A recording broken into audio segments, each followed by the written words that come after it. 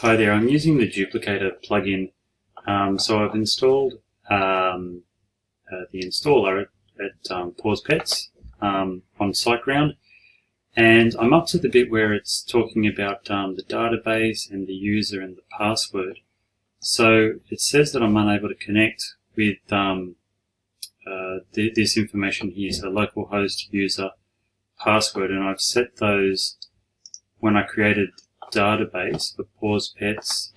So the database, there's the name there, and the user, there's the name there, and the password for this, there it is there, you can see it.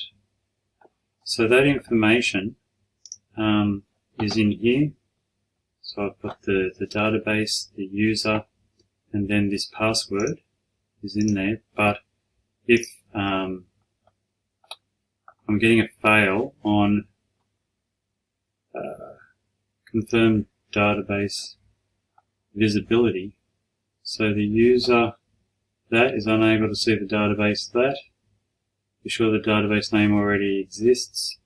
So this is where I'm up to at the moment to try and get Duplicator to install the database for this website migration. So if you can give me a hand, that would be great. Okay, thanks. Cheers.